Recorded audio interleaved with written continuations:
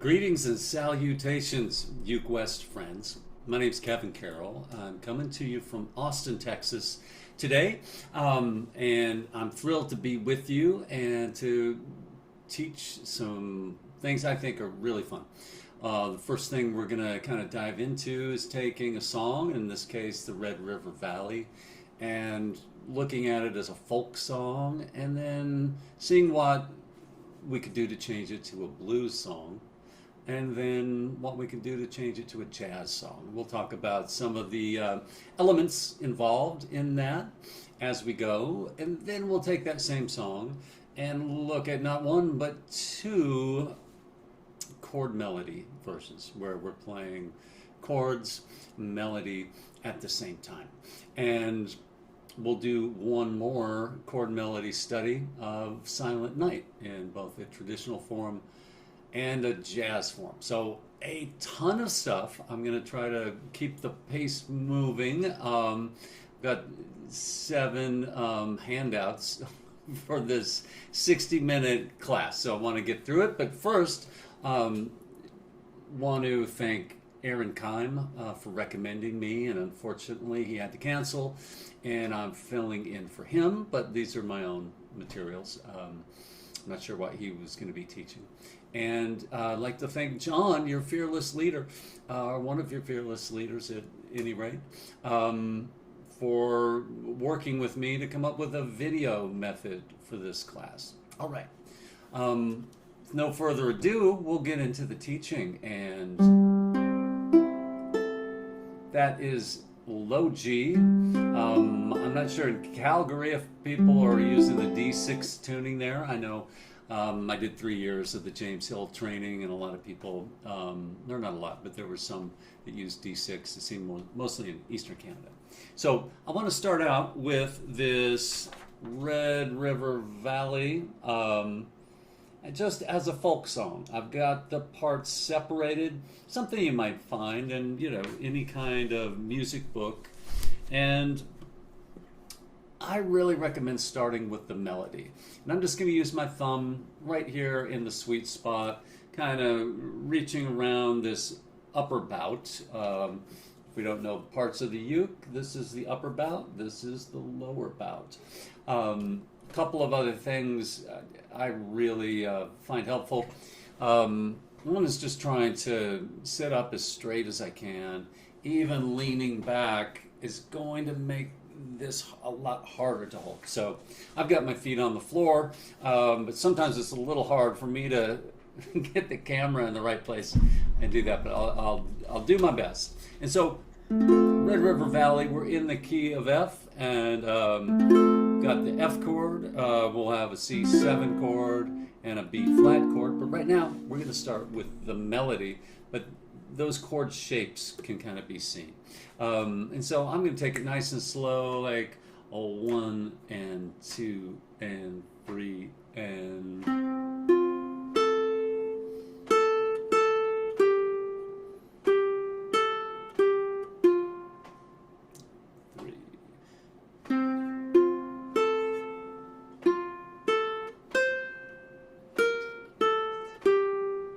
2, 3, 4 and 1.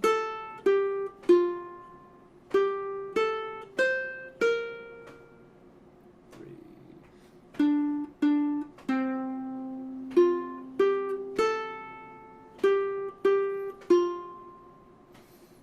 Pretty simple right there in the first position, and by first position I mean that my index finger is pretty much living on the first fret, second finger second fret, third finger on the third fret. Nothing on the fourth fret, and some open strings.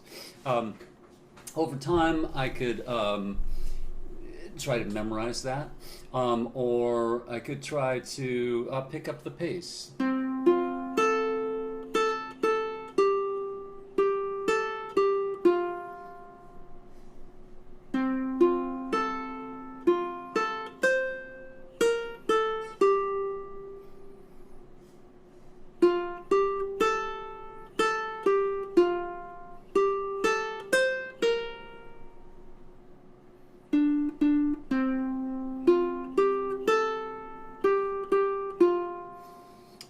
playing it multiple times would be a good place to get to.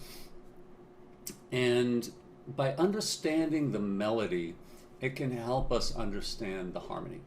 And chords are harmony. And really only three elements we're going to play with today, and melody, harmony, and rhythm. And that's if you're going to reduce music to three things, that's what I would consider the three most important. But as a ukulele player, getting a nice tone,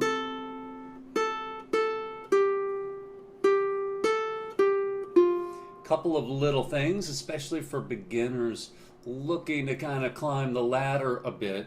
A lot of times people will play like each note individually, so when I do that, might have a choppier sound.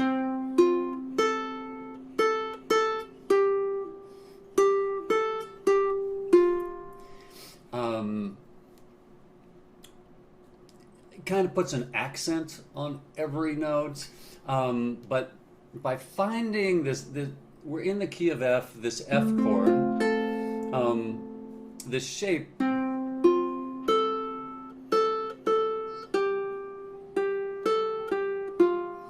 affords us an ease in reaching all of the notes in that key.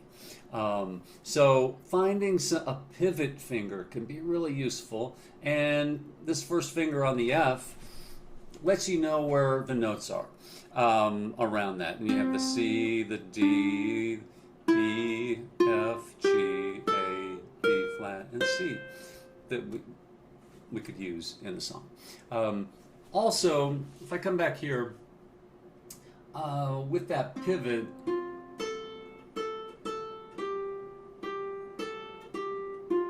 I can get some movement. If my thumb is too high here, it's going to cause this difficulty there. So I want to have some movement, my thumb and to my shoulder, as you can see. And the thumb is kind of powering. We'll get into more of that as we get to the chords right now.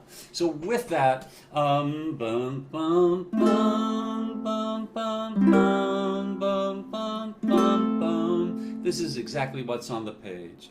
Bum, bum, bum, dum, dum, dum, na, na, na. Ba, da, na, na, na, na. That's an F7, B flat. Bum, bum, bum, bum, bum, bum, bum, bum, bum. Now, I feel like in this will be like a little bit of a disclaimer. In the ukulele world, people seem to think that every song comes with a strum pattern. I don't subscribe to that belief, but I think there's a rhythm, and there are rhythmic approaches to that. Understanding the rhythm, I think, is a better approach than memorizing a strum pattern. With that said, there wasn't an exact strum pattern, except I was playing one chord per measure, or two chords if there was a chord change in a measure. To go from that, I could take it, and I may just go ahead and play this melody over here so I can kind of accompany it in my native software. This is at 70 beats per minute. We'll see what this sounds like and show you some strumming options. 1, 3, 4, 1, 2, 3. And I'm just playing nice even quarter notes.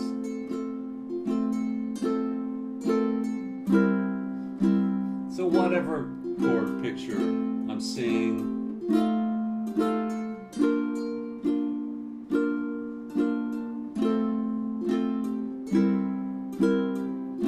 we'll try it again. C7, F.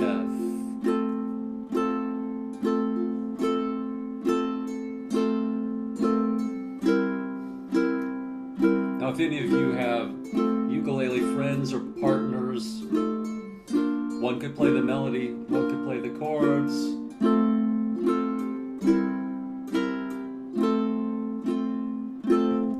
So we'll get to putting that all together, but this is a great place to start.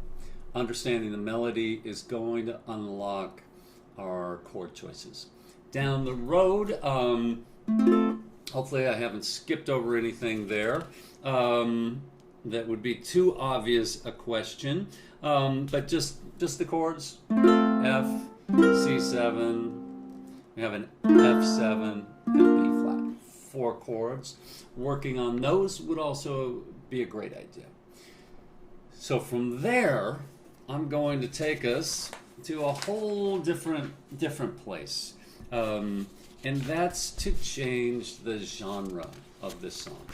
Now, I'm sure people have played a blues version of Red River Valley.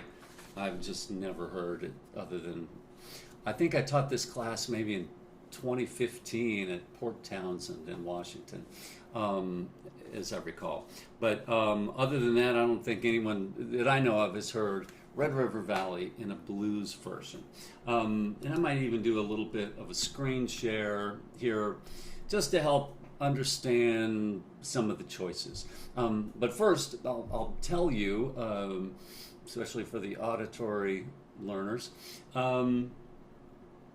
we're going to go from, like, mostly quarter notes, but some of that melody was 8th note. Ba-da-bum, bum, bum, bum. Those are 8th notes. 1 and 2, or 4 and 1, 3 and 4, that kind of thing. Now we're going to use a triplet rhythm. And it's like 1, 2, 3, 1, 2, 3. We're starting here, but we're only going to play the first and the third. And that's a shuffle rhythm. 1, 2, 3, 1, 2, 3, bum, bum, bum, bum, bum, bum, bum. We've all heard that kind of feel. And me more than most living in Austin, Texas, because that heartbeat kind of sound is the main shuffle rhythm. And so now the rhythm's going to, instead of being straight where the notes are equal, we're going to be like more like long, short, long, long, short, long, long.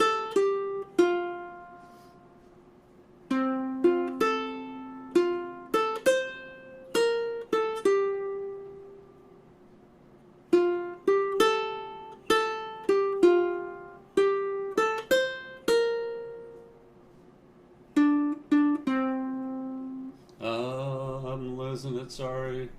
Let me pick it up from there.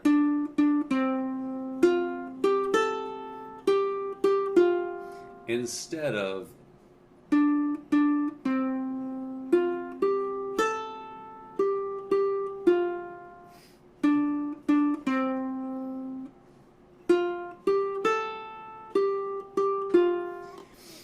and like a swing, it's just a long, short, long. We could even shorten that first note if we wanted, which really gives it a different feel.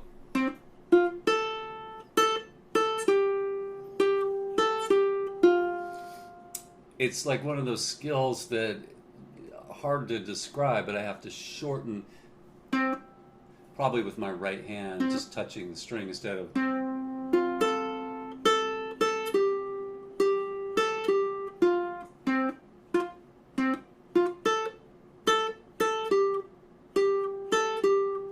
A little more percussive, a little more rhythmic. Either way, both ways, totally fine. And I'm going to use the same chord ideas of really the 1, 4, and 5. F, B flat, and C. And going to do a thing I've heard termed rocking the chord. I'm going to take one dynamic string in the chords, and the rest will be static strings. In this case of the F, that A note there stays the same, the F stays the same, and that A note stays the same, but this string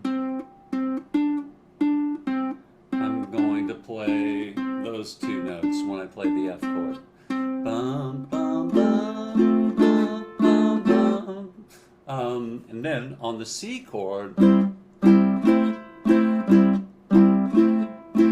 happens like that. And the B flat.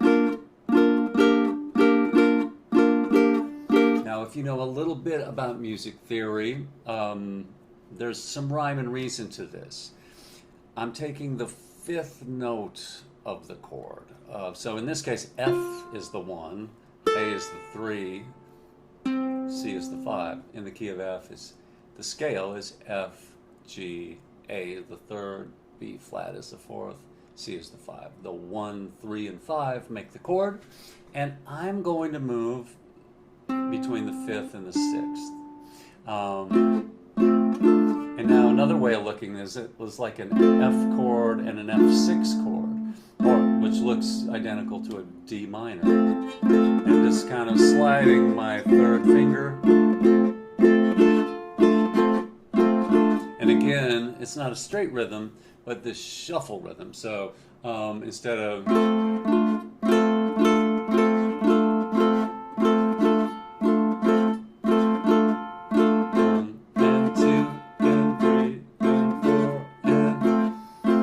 this is something you can use all kinds of songs. On that C, and that's still measure number 1. And then we're back to F chord, but we've got 4 beats, so this time we're going to go C, D, E flat on the 3rd fret. Open, 2nd, 3rd, 2nd, a rounded F chord. And then we'll repeat that again on measure 3. Now we've got 4 beats on C, and we're going to do the same thing, but on the 4th string.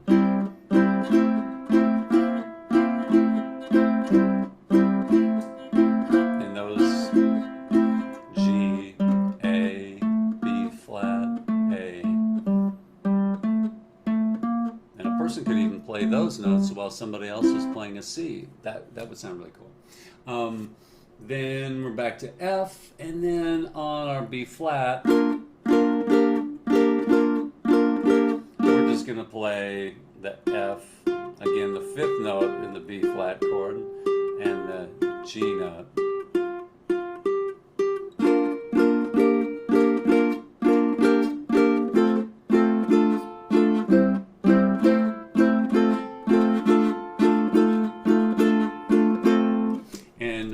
Let me turn up this melody a little bit, make sure you can hear it. And I'll just play along with this so you can get an idea. This is a little faster. This is at 81, and it should sound something like this. A 1, 2, a 1, 2, 3.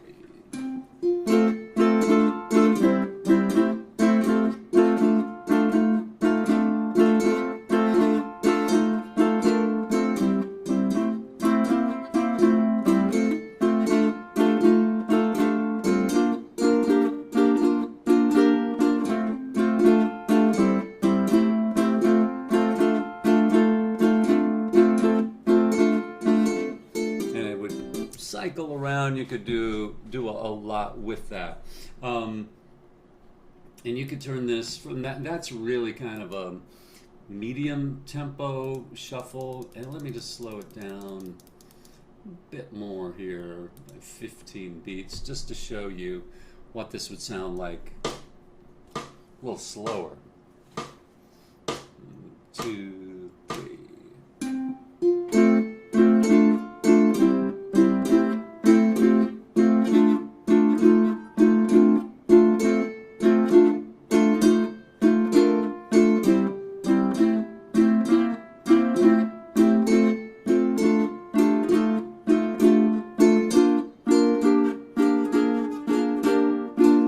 That was a little unintended variation.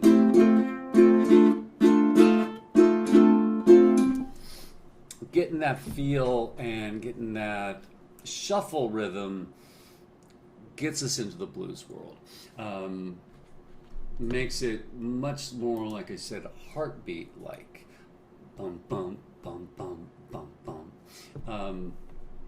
And generally that feeling kind of starts on the short note, bum, bum, just like the heartbeat rather than bum, bum. So that once we get good at this, I could come in. Instead of starting on beat 1, I'm starting an eighth note, swung eighth note shuffle. If that doesn't make sense to you, no worries. We'll get there. But usually on the page, it starts on 1, but usually musically, it starts on the short note of long, short, long, short, long, short, long, bum, bum, bum, bum, bum, bum. So if I was counting, I'll at the risk of having confused you, I'm going to start over this count. 2, 3, 4, and start on the and of 4, 3.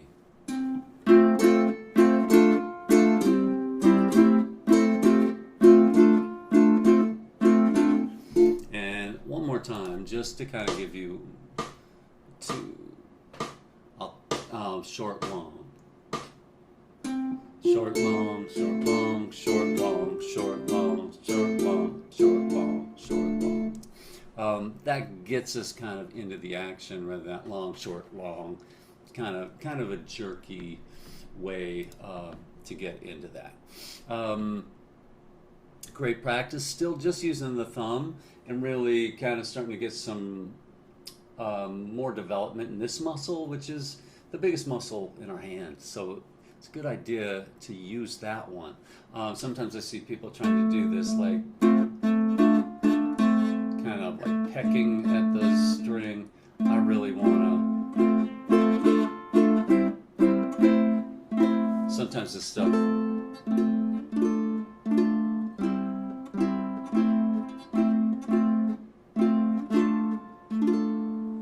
just kind of close in the hand there. Tons a person could do with that. If you had some blues riffs in the key of F, you could play them. And you could, turn this into a bluesy song. Let me just show you how that might sound. I might just do a little bit of soloing. I'm not going to teach this, but just as an extension of this lesson. 1, 2, 3.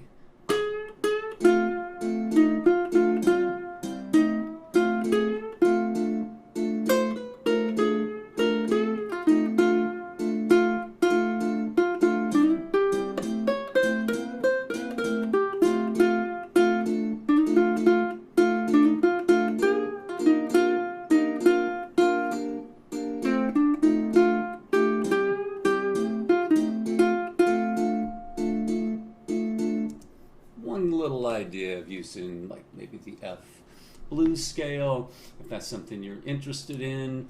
There are a myriad of resources out there for those kind of notes, and I'm happy to help too. So a tune like this, it's been around a long time, the Red River Valley. I saw a man play this on a saw in Knoxville, Tennessee one time. Sounded wonderful.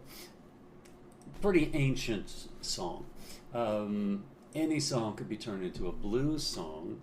And in blues, really was started to develop late 1800s, but more in the early 1900s.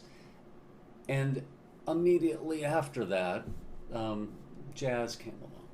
So once we know these melodies, there's a lot we can do with it. The blues rhythm and the jazz rhythm would be the same. I've chosen to notate them in different ways just to kind of give you a couple ways of looking at it. So in the blues, I divided it into triplets just to understand that feel, and if those numbers are easier to count, awesome. But how it would normally be written would, you could find on this Red River Valley jazz version, where the 2 eighth notes equal a quarter note and an eighth note of a triplet. Exact same thing we just did, written in a different way. And you can see long, short, long would be that kind of rhythm with that. So we really have already learned the melody.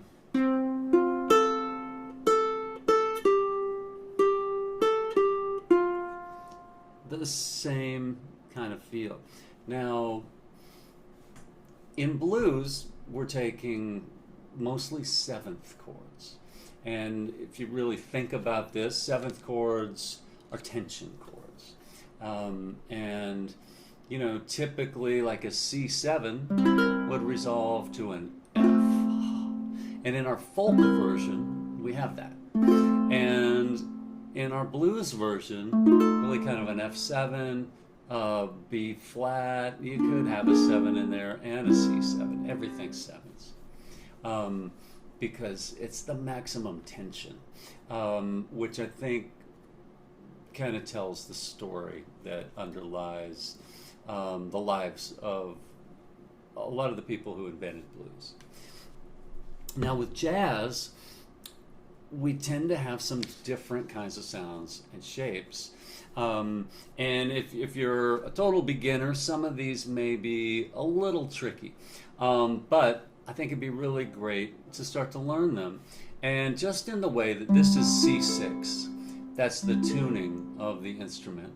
If I take my first finger, that'd be C sharp 6, D6, E flat 6, E6, F6. And so that could be a nice jazzy kind of voicing. Here's a little trick I learned from Ron Wood of the Rolling Stones, taking that second finger and throwing it on top of the first for added bar power.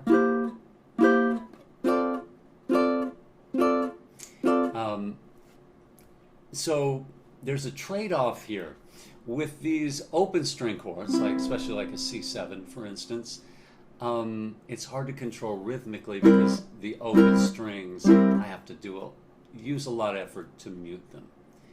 And stopping the string from ringing can give us more definition in rhythm. Now, this might be a harder C7 than this one. That's barring at the 3rd fret and then adding my second finger here to the 4th fret of the C, or the 3rd string. But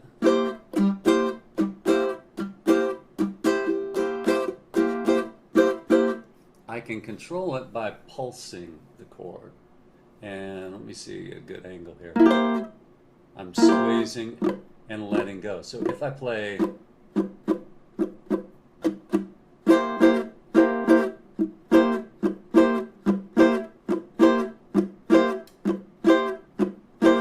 no sound there. And so I'm simply, maybe this would be a better angle. You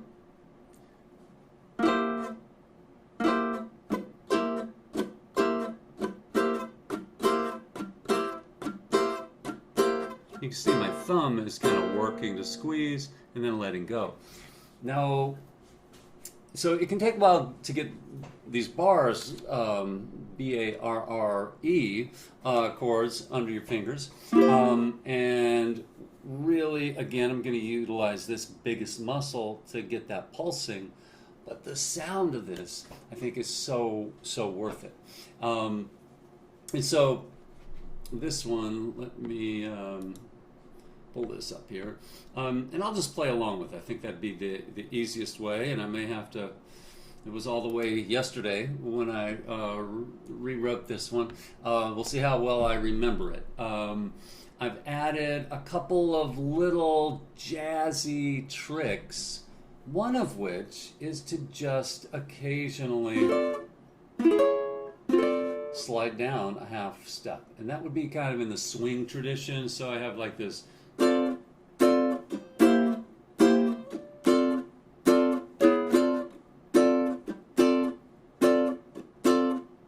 and I can do it on B flat, or C, sorry. The C7 and slide down to B.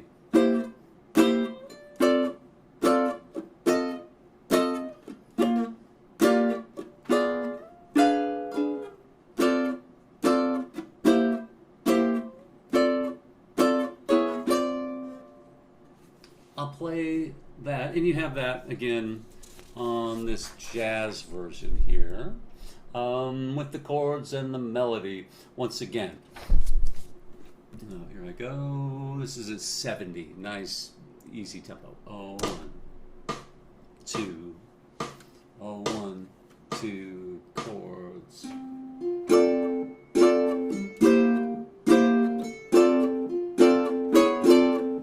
if you're not ready to do that little slide, you can wait.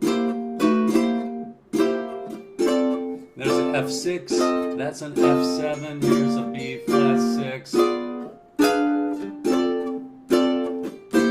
little bit of substitute chords, really jazzy. So playing it without that.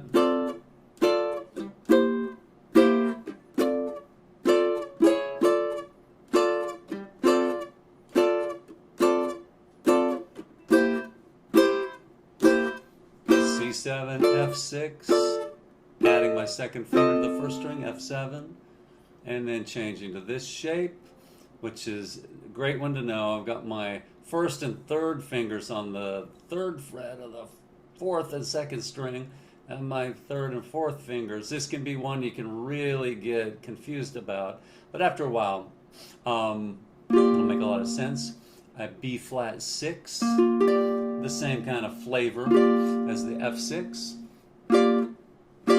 Now I'm going to keep these two fingers down, and this is so nice, this kind of condensing that shape by moving my first and second fingers up a fret. And so I have this B flat 6, we could call this a B diminished 7, and if you really wanted a jazzy sound, I could slide that up 3 frets. To the 7th fret. So this one is 4th, 5th, 4th, 5th to 7th, 8th, same shape. So that little bit there, F6, F7, B flat 6, back to F6, C7, and our little slide. Bum, bum, bum, bum, bum, bum, bum, bum, bum. I missed the slide. Bum, bum, bum, bum, bum. Bum, bum, bum, bum, bum, bum, bum, bum, bum, bum. Bum, bum, bum, bum, bum, bum, bum, bum. A lot a person could do with that. Yeah, it would sound to me like chords. It would be kind of early jazz, and in the could go Dixieland. It could be something that could have a swing, like in the late 20s, 30s kind of swing, big band swing kind of version too. And of course, these are just starting points for you to kind of ignite your imagination and find some things to do with the tunes. And if somebody was an aspiring soloist, all kinds of,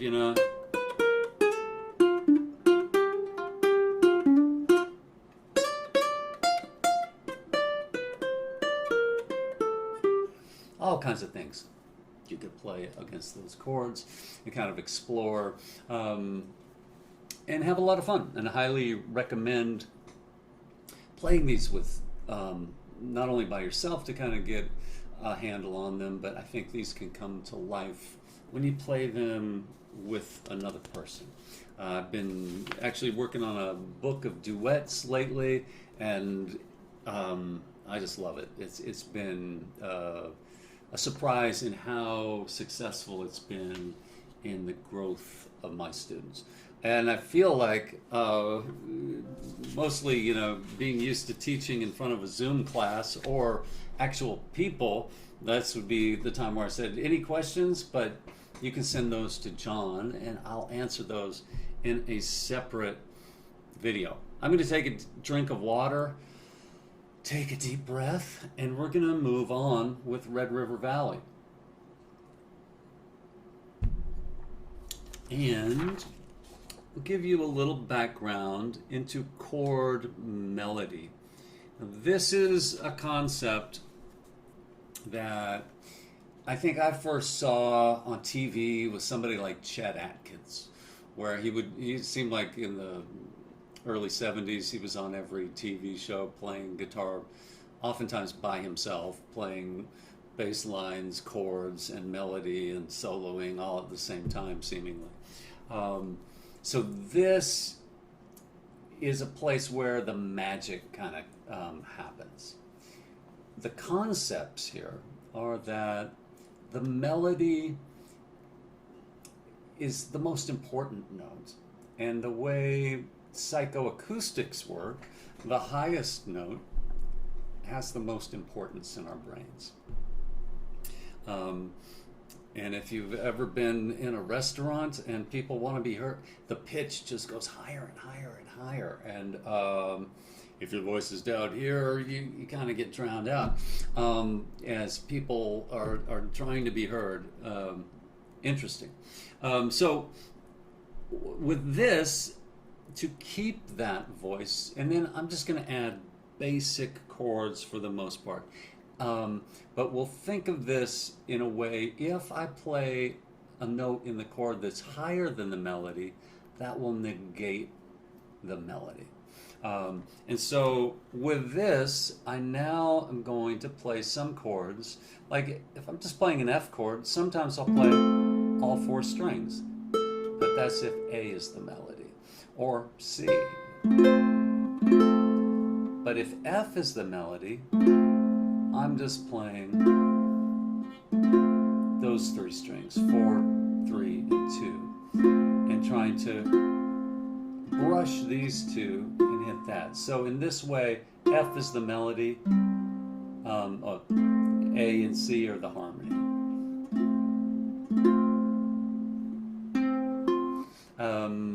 And then whichever chord I'm playing will conform to that. I'll just play it here for you.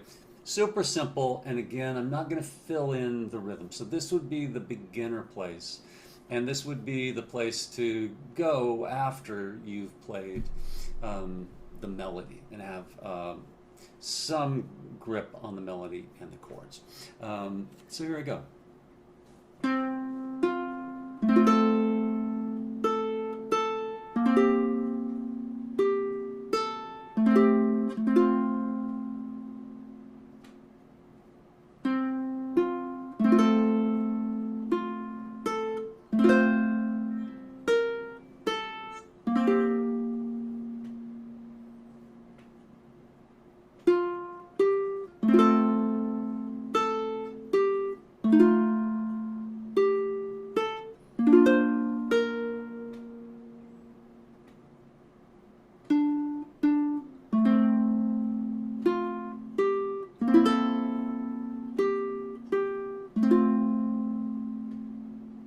Play it again. This time I'll even bring the uke in just one step closer, see if this helps.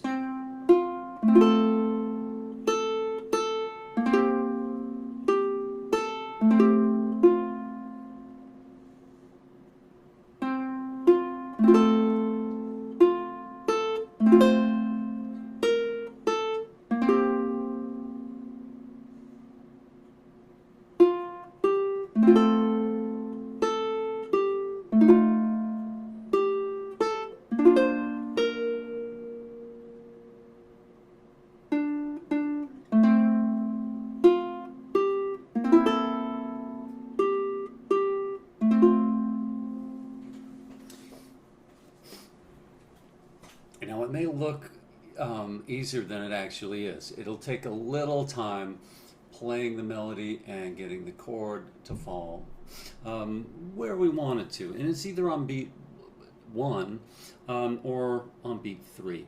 It's always on beat 1 in this particular arrangement, and I would term this the beginner. I've got this as a beginner and intermediate. To take this to the next level, to turn it into an intermediate arrangement, I would fill in some of the available spots with whatever the previous chord was, most likely, or the implied chord where I end up. So with that, now it's really just the right hand. So I'm going to make sure to start with we have a chord on beat 1 and a chord on beat 3. And so that would sound like this.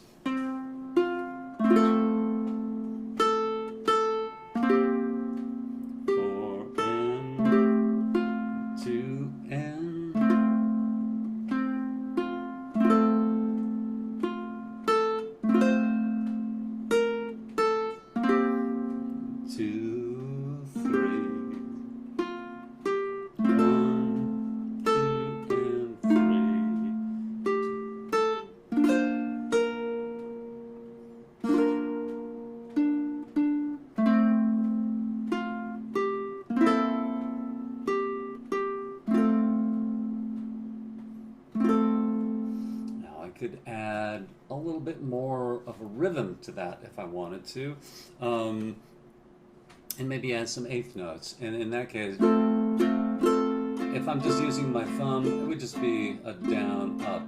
And I'll show you where that would go. And again, I'm filing this under the intermediate level. This isn't on the page.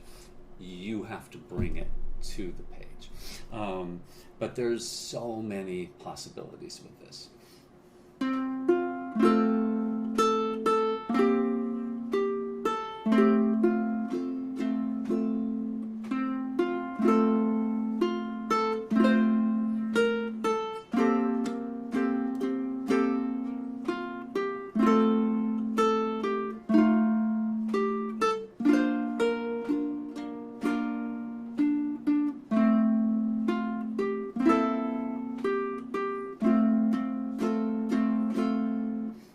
Could give it a little bluesy feel.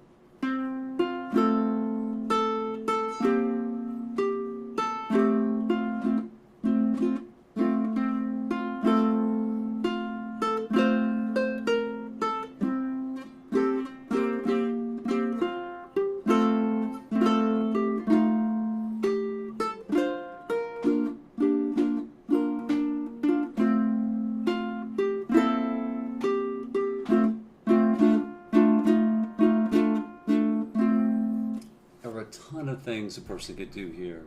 The jazz arrangement I've given you would take this into a different position. That might be a bit of a stretch, but I've got a really nice arrangement that would be more under the advanced category. Again, my brain is just going, well, I'm trying to read the room. What questions do you have? I'm a big fan of the Socratic method, so I always want to ask questions. This approach, I'll also, maybe I could do this as a screen share, but these chord pictures are invaluable. And ostensibly, you've already learned the melody, so getting these chords in order and then adding the melody can be a good strategy in getting this going, rather than trying to do it all at the same time, because you're going to have to play these chords at this indicated time in the measure. So getting those shapes and transitioning is a great skill to have. Tons of songs, you could use this style with.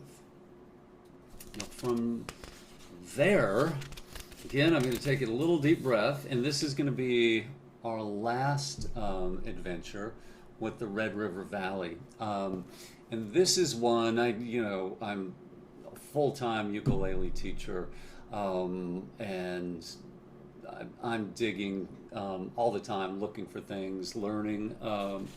and have found some great players and teachers in the process. This man, Ted Green, is from the guitar world and was known mostly as a teacher, but I don't believe I've ever heard anyone play chord melody better than him. And he was a teacher that had an 8-year waiting list for an hour lesson. And I know a couple people that had taken lessons with him. So I found a small version of Red River Valley and played around with it and adapted it to a couple of different keys. And here we are in the key of F. And this one's got some really beautiful arrangement techniques involved in it. But this chord melody idea is just the same. And just playing, this would be called a partial roll. I think I forgot to say that. If I want to stop, I'm just playing those threes. So it has some partial rolls, but it has a lot of full chords. And it has different chords. And let me just play it for you, and I think it'll be easiest. Let me see, maybe I can put it over here. I can read it. I mostly played this in the key of A, so it's new to me too. So hopefully I won't mess it up. But really sweet arrangement, and I'll just play it.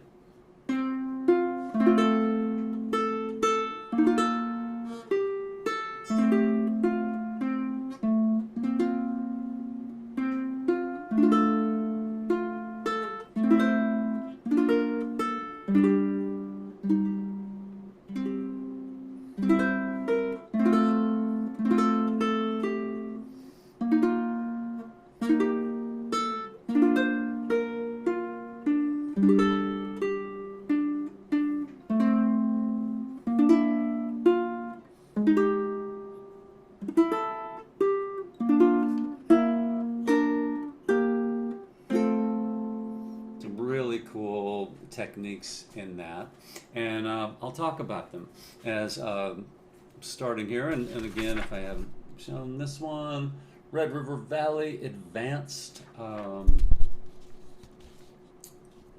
Yeah, some really cool techniques.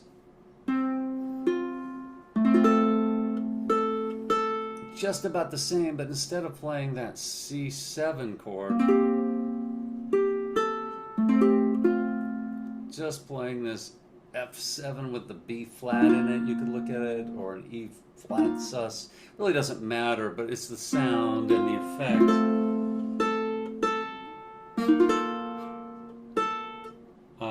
Sorry.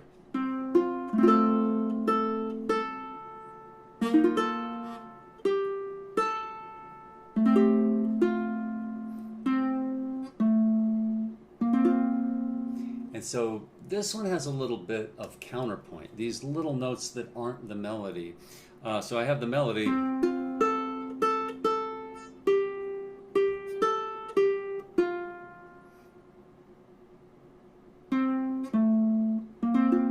Those little extra notes. That's a D minor, A minor, B flat, G. Now this is a really cool series of partial rolls where I'm playing a G chord, just the bottom 3 strings, G, D, and G. G is the melody note. Then an E flat, G, E flat, and G, and then a C. And so we have the 3 chords you wouldn't normally hear together of G, E flat, and C. Unless you listen to some prog rock, it sounds like a Yes song, I think.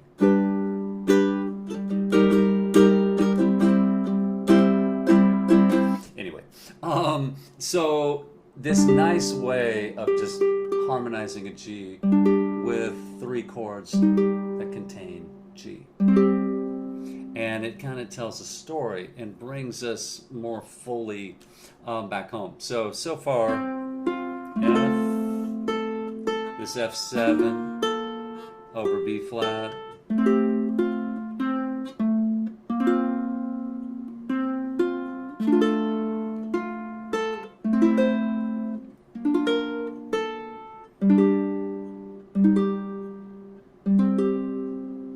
to a regular C chord, back to F, a little triplet rhythm,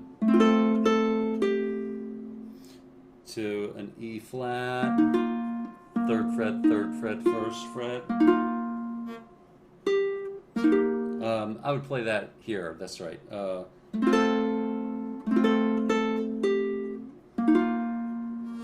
And then, so I have this chord here.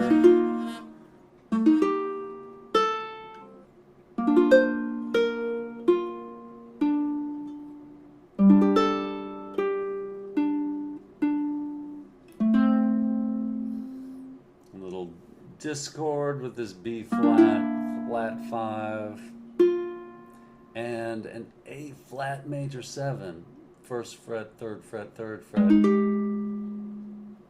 And then this beautiful little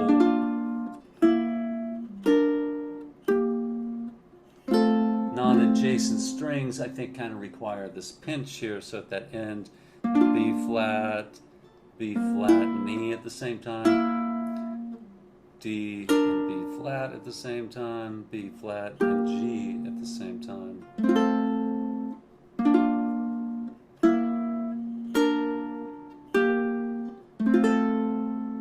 Yeah, super beautiful. I'll play it again, try to get a little more close up, and oh, also I'll say this. I feel it'd be better if you saw my face than my torso when I'm talking to you.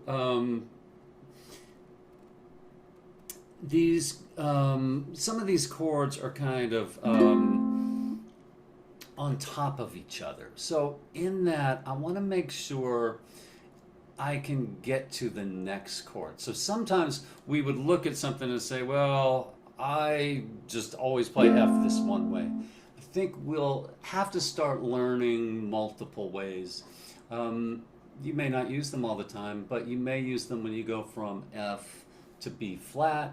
Might be different than F to C7. So like for these other arrangements, I really like that versus people. I'm gonna you lose continuity there. And to my ear, the ukulele is not the most sustained kind of instrument, nor loud. So if this was a solo cello arrangement, having the notes go into each other might not be a great idea. But for us, they're so quiet and so small, we want the maximum connection. And so there's no gaps in the playing. I'll show you what I mean here just a little bit before I play it again.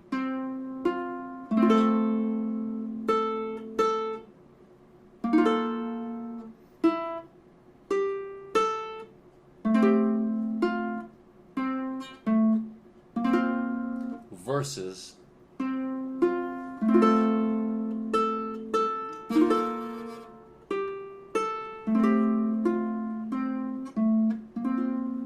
notes can ring into each other. The other thing I'll say here is that rubato in Italian, I found out, does not mean free time. I always thought it did. It means borrowed time. So we can think of it, oh, we're taking some beats from this measure, we're taking some beats from that measure, we're stretching and contracting, so that I can play it. There's a way I could just play this out of time due to my own limitations.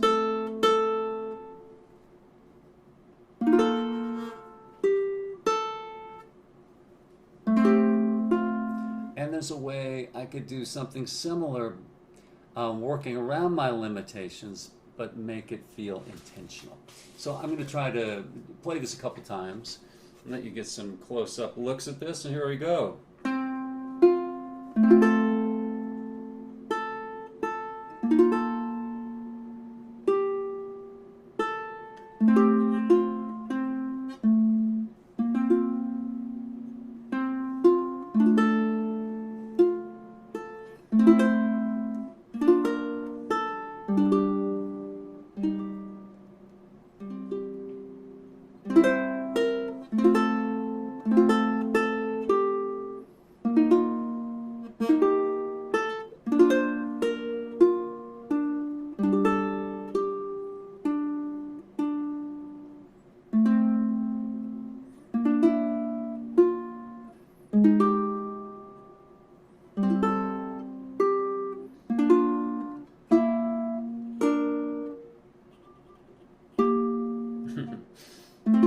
The last one wasn't intentional there. I'll try it again.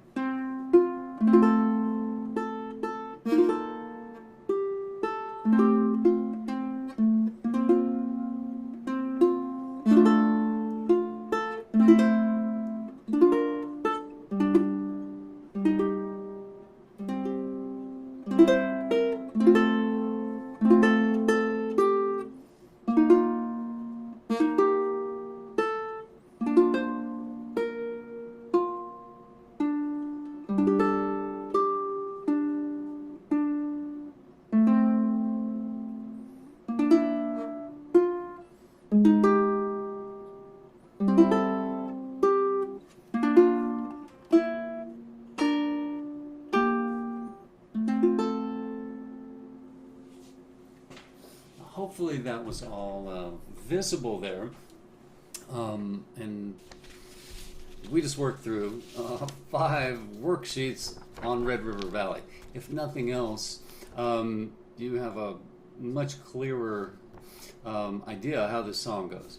A lot you could do with it. Again, this advanced arrangement is something that I adapted from Ted Green, and I think it was from his lesson material, as I recall.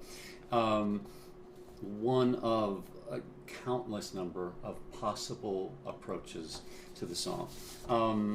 And I would just say that the beauty of this, I'm so glad that Ted Green wrote these things out, is that you get an insight into how he thought about music, how he heard music. And for me, one of the biggest learning tools is simple songs, because there's so much you can do with it, and you can teach concepts and learn concepts with that. So again, practice away on that, and send any questions you might have. I guess the last thing I would say is just, I'm a big believer in taking this step by step, so that playing the beginner version really beautifully would be a great idea before going to the intermediate version. And playing intermediate with some skill would be a great way to get to the advanced version. To have a bigger picture, play the long game with this.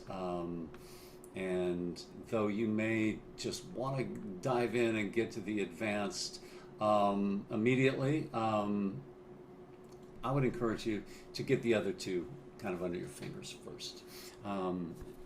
And know that these are some songs you can play the rest of your life. So there's no hurry, and you can continue to get better at them. I'm excited to have this one now in my repertoire, so I can actually, memorize it, which after being able to play it from the paper, that would be the next step. All right, I know that they're telling me that Christmas is coming up again. They're going to have it this year, and Silent Night is a huge song from the holiday classics canon, and I'm sure we all know this one. I want to pick up the pace a little bit here, in that we've got the melody in a chord melody and chords, and there's some tricky bits to this, and I'll talk us through them, but the melody of this song is just the highest note. Ba da da da, bum bum bum bum. So you could skip the chords and just play that highest note, 2, we're in 3, 1, and a little syncopation now. So we have 1 and 3, 1, 1 and 3, 1. So we're counting to 3, not to 4, like we were on Red River Valley.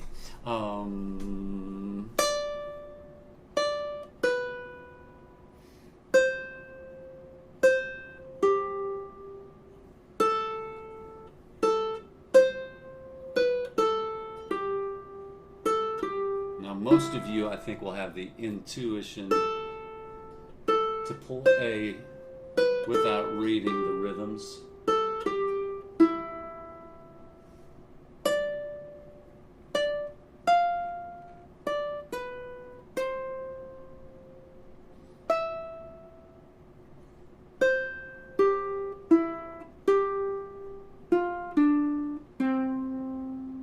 And I'll let you work that out.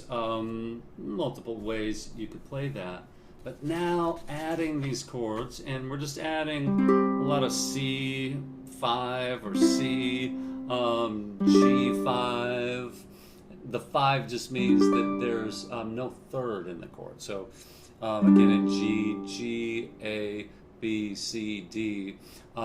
G, B, and D would be the 1, 3, and 5. In this particular, there's a G, a D, a G, and a D. G5, there's no third, which is the B note. Let me play this little arrangement, and then we'll take it somewhere very different here in a minute. But there's some cool fingering things with this.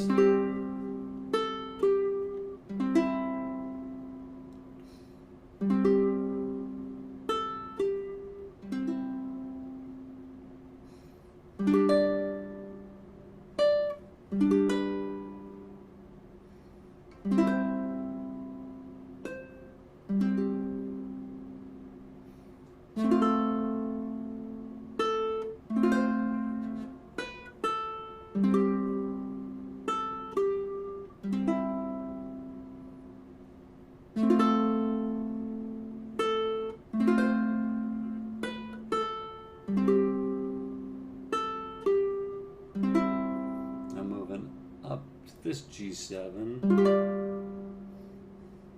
and then to this G7,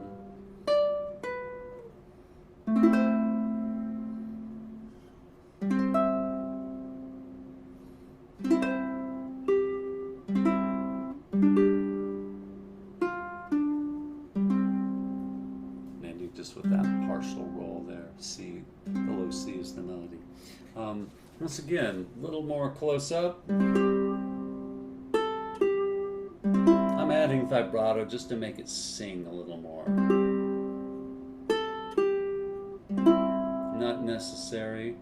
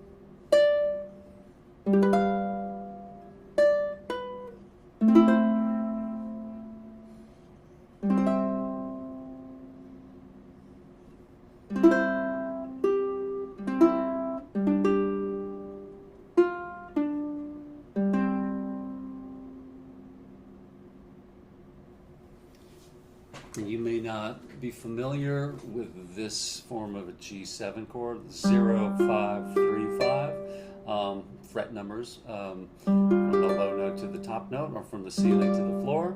But you might know that G7, so I'm just replacing that B with the G there.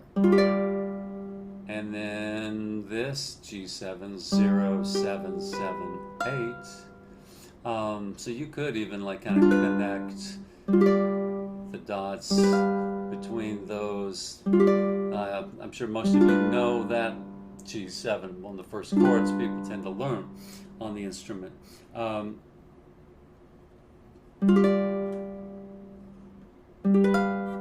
then kind of coming back. You could even play that B there. I find that a little more easy, but then I'm coming back to this A minor, and then going all the way back up. And if you're not used to reading the fret markers, I've got one on the 3rd fret. Most everyone has one on the 5th, the 7th, the 10th, and the 12th frets. That can really help you tune into what's going on, as opposed to doing, you know, what I often see, which would be more like where somebody's really kind of cranking their head, using their right eye to look at their left hand, when you can really kind of see where you're at here, and develop that ear-hand coordination by not being too reliant on the eyes.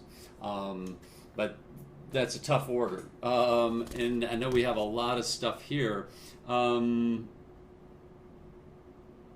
This is, to me, just a real basic, solid, working arrangement of a classic song. Nothing too fancy. There's no crazy chord names. You know, C5 is very normal. It's like a power chord, actually, in guitar as well, like Pete Townsend or somebody. So that, you know, G7 would be the tension chord in the key of C. So it's just all normal kind of chords. The last thing, for those who are intrepid and have the stamina to stick with all this long enough, is a jazzy version of Silent Night. This is my own arrangement, and I tend to not want to do the same thing twice too much in arrangement. Like if, like in this song, has the melody kind of repeats a couple times. So I've tried to find different approaches to that. There's also the fingering has been written on the notes here. They won't put numbers next to the numbers of the tablature if you're used to reading that. But I'll talk about these so that I think it'll make sense. But let me just play this little arrangement. It's the same melody, the same time. It is completely different chords. And so that's a big part of what would make something jazz, so to speak. And jazz is it's a word that gets misinterpreted, misunderstood a lot. It's a word that is describing now 100 and, I don't know, over 110 years of musical creation. So it doesn't mean one thing. There's a lot to it. One of the great gifts, though, is changing harmony, evolving harmony, advancing harmony past just typical Western music approaches. I think even someone like Johann Sebastian Bach, you can find these chromatic harmony ideas that are very jazz-like.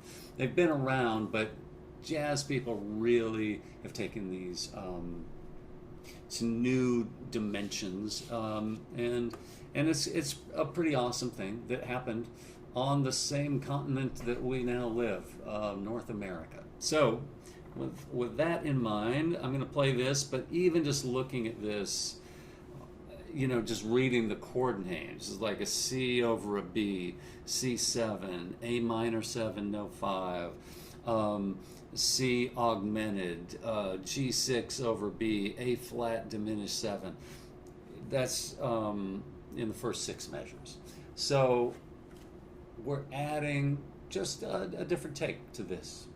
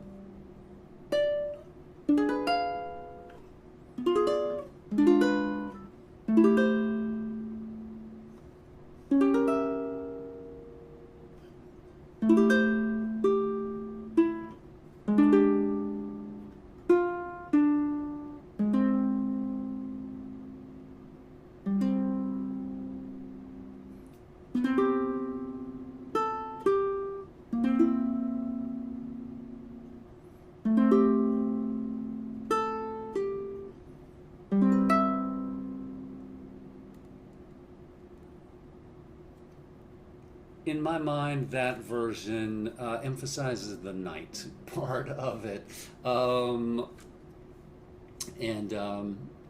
has just a little bit of movement. And it's one that is among, I think, the most popular arrangements I've done.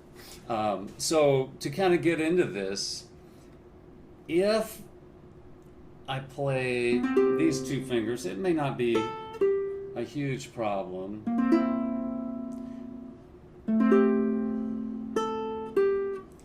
I know from many other songs, actually a song like Moon River,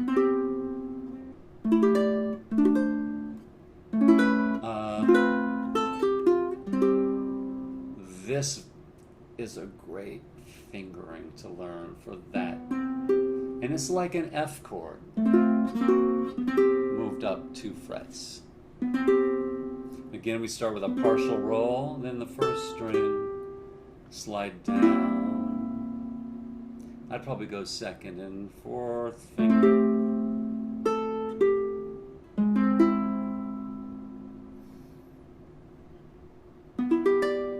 That chord is 4, 4, 3, 5. And then adding this mysterious tension chord, the diminished 7, and this is an A flat diminished 7. That's an A flat, that note. And then I think the hardest chord in the song, and if you're into jazz, an essential chord to know, but it takes a while to get your hand in shape for this, where I'm on the 2nd fret, 4th fret, 3rd fret, 3rd fret. And really the only way you can make that is to use that pinky on the 4th fret, 1st finger on the 2nd fret, these two there. So if I start with a C chord and kind of go that way, it can be easier. This could be a C6 or an A minor 7th. In this case, I think it's functioning as a C6. Because the next chord, and this is kind of cool, there's the 6, there's the 7.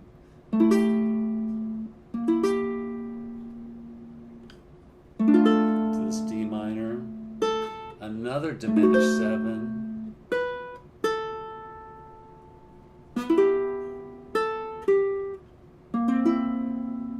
Nice little move there. I'll play that again.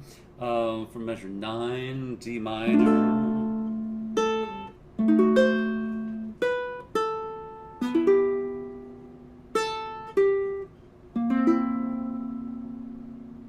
Repeats. Little different ending. A little more tension, a little more darkness, I think. The same G7 we used from the other version, but instead of now going to this chord, I'm going to a D diminished 7, 7, 8, 7, 8. And oh, here's a cool little rule of thumb. If you're playing 2 or more notes on the same fret, so we have 2 pairs on the same fret here. I don't really want to be in a parallel approach position to the fretboard. I need to move to an angled position to get that versus trying to reach backwards this way. So there, again, that pivot always helps. So I have this again.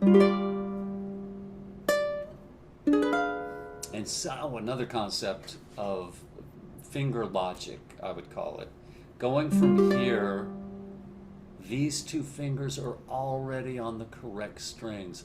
So this would be kind of a beginner move. It's sadly and ironically make it harder for themselves to then like start over and put that down versus place those 2 and find the other 2 because they're already on the correct strings and starting to look for that, and that's what I would call finger logic.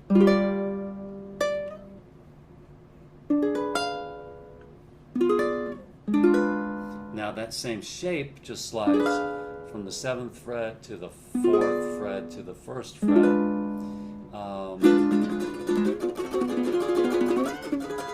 That kind of black and white silent film, woman on the train track kind of sound. Again.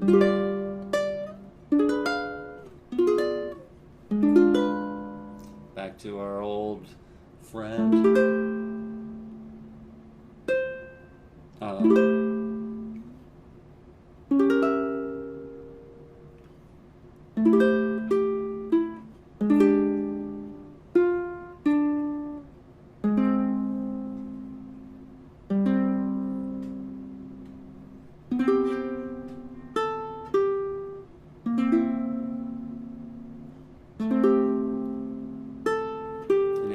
C major 7. Nice jazzy kind of sound there. So there is a lot of musicality in this, and a lot of music covered in this lesson. But I'd rather err on the side of giving you more music than less, and letting you get to know me and my teaching style here. So please let us know if you have any questions with this. I imagine you will. And if you could maybe make sure you categorize your question with just the title of whatever sheet of music you're referring to, and maybe the measure number, that would be very helpful for me to answer you accurately. Thank you again, John, for giving me this chance to teach my friends in Calgary and beyond. Last time I was in Calgary, I was in a sushi restaurant on my birthday. It was wonderful, and Beau Bridges, the brother of Jeff Bridges and son of Lloyd Bridges, the actor, was in the sushi restaurant making a film up there. So I hope to get back to Canada. I made a lot of ventures up there as a uke teacher. I hope to get back again. I'll post all of my links as John will share all of that with you, but I'll just say it again. If you're an auditory learner, education, education.com has hundreds of arrangements that I've made for ensembles and solo pieces as well. KevinCarroll.net, and that's CARROLL, has me and everything you need to know there, whether it's private lessons, group classes, workshops, and books that I've written. And I'm on Instagram as Educator, EDUKECATOR, and on Facebook as Kevin Carroll. And yeah, please reach out. Love it if you could join my mailing list. That would be awesome.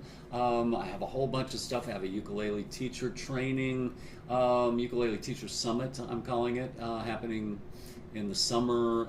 Also having weekend workshops here in Austin in January, looking at Texas music, of which there is a lot. Mariachi, Tex-Mex, blues, rock, country, also Western swing, all sorts of stuff. Anyway, thank you. Hope you've learned something, and hope to hear from you soon. Bye-bye.